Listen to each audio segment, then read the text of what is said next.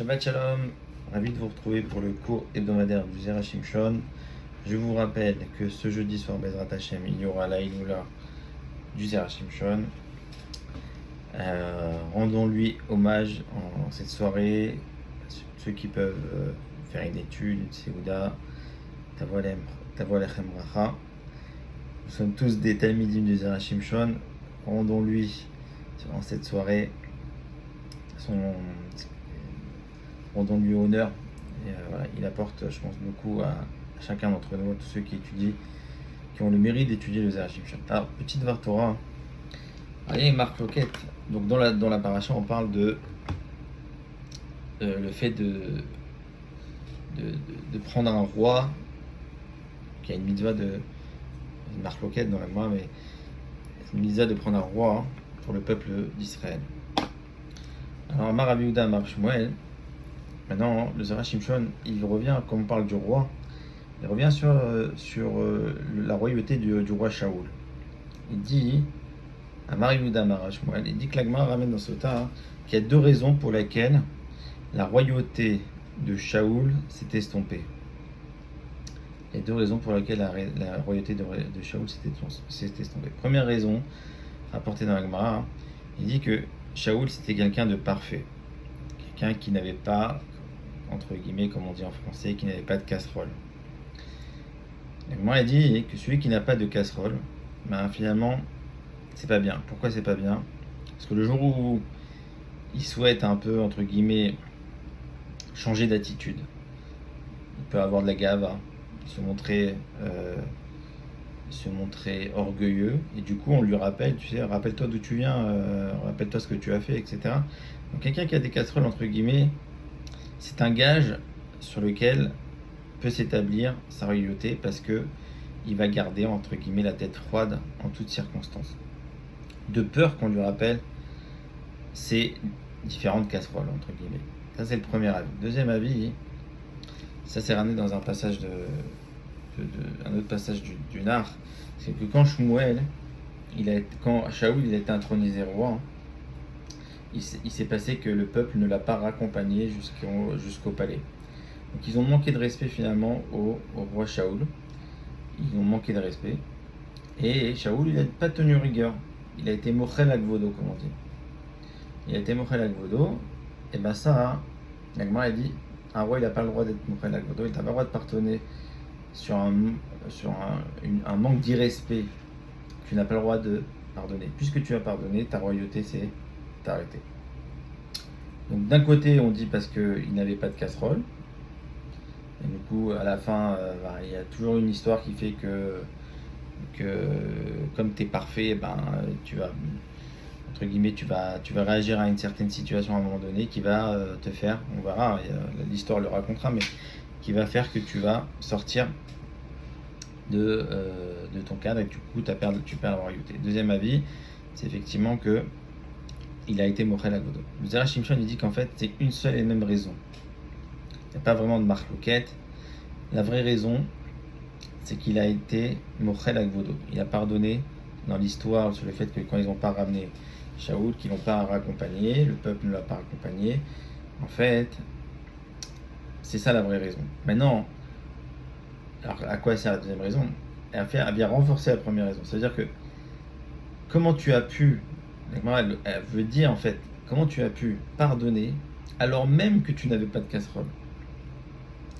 C'est-à-dire quelqu'un qui pardonne, quelqu'un qui se fait, on va dire, qui se fait silencieux. Ils m'ont pas ramené, bon, je vais pas les embêter, etc. Bon, parce que tu te dis peut-être ils vont venir me marcher dessus, ils vont me dire oui, mais attends, d'où tu viens, d'où tu sors, regarde ce que tu as fait, etc. Mais quelqu'un qui n'a pas de casserole, qui est intronisé roi, qui est parfait, mais tu avais toutes les raisons de ne pas être mochel agvodo, de ne pas pardonner au peuple, de ne pas t'avoir raccompagné, de t'avoir manqué de respect. C'est ce qu'il dit le Zera Shimshon. Alors, le Zera Shimshon, il vient rapporter une autre question. Il dit que dans le passage il est connu que quand le fils de Yerovam ben Nevat, il a pris la royauté, entre guillemets, il a reçu de père en fils. Le peuple est venu le voir, il lui dit nous te supplions de ne pas réagir comme ton père qui nous a, en fait, qui nous a assommés par sa rigueur, par son joug. Il nous a vraiment infligé par des lois et une rigueur très importante. On te demande d'être beaucoup plus souple. Et à cela, le fils de Yerovam ben Nevat, il a pris conseil auprès des sages, à Tzat Askenim. Et les Skenim, ils lui ont dit, en hébreu, Imayom ti'eved la'am hazeh, si aujourd'hui tu te fais, entre guillemets, le serviteur de ce peuple, alors ils vont te respecter. Entre guillemets, ils lui ont dit, sois souple au début, fais-toi aimer, fais-toi apprécier, tu verras qu'ils vont t'embraser. C'est toujours ça, c'est vraiment une mida importante. Quand on prend un poste important, il faut savoir, entre guillemets, amener la chose, se faire aimer, se faire apprécier et construire une relation dans la durée et ne pas imposer dès le départ, montrer qui est le patron, comme on dit en français. Mais voilà, construire une relation dans la durée. Donc on voit que les Skenim, ils lui ont dit, voilà, essaye de jouer profil bas au départ, fais-toi apprécier, ils vont t'aimer, mais ne sois pas rigoureux dès le départ. Alors, d'après le conseil des sages, on voit que finalement, Shaoul, il a bien réagi, puisque finalement, lui, il a pris sur lui, il a été mochel. Il n'a pas voulu, dès le premier jour de son intronisation, entre guillemets, montrer que c'était un roi qui a de l'orgueil, qui n'accepte pas qu'on lui manque quelque forme d'irrespect. Donc, finalement, il a bien réagi. Et là, le Zera Shimshon, il est Mechadesh Yafé. Il dit que la différence des autres rois, Shaoul, il a été sélectionné directement par Akadosh Baruch Hu. Sa royauté, elle a été décidée, actée directement par Hachem. Et en fait, en refusant, finalement, en manquant, en refusant de ne pas accepter, en acceptant l'irrespect du peuple, bah, tu as accepté l'irrespect vis-à-vis d'Akadosh Baruch Hu. C'est-à-dire que en montrant que tu acceptes, tu es mochel, tu peux être mochel akvotra, ça tu peux, oui.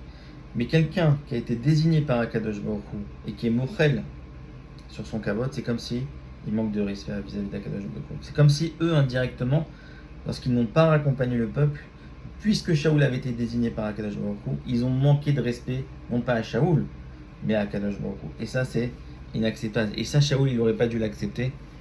Et c'est ça la faute. Et c'est intéressant parce que le Zera Shimshon, il dit que il a été puni Mida Keneged Mida Shaoul. La royauté, elle s'est arrêtée quand de Shaoul? Sur quel épisode? Elle s'est arrêtée sur l'épisode suivant, lorsque Hachem lui a dit, tu vas détruire Amalek. Et il a gardé les femmes, les troupeaux, etc. Et lorsque Shmuel il est revenu, donc Shaoul est revenu de la guerre, et Shmuel il le voit revenir, il a dit, mais j'entends des bruits d'enfants, j'entends du bétail, qu'est-ce que je t'avais dit? On avait dit que tu devais tout tuer. Donc il a fait une erreur. Et ben en fait, il dit c'est Mida Keneged Mida, le Zera Shimshon. De la même façon, ce que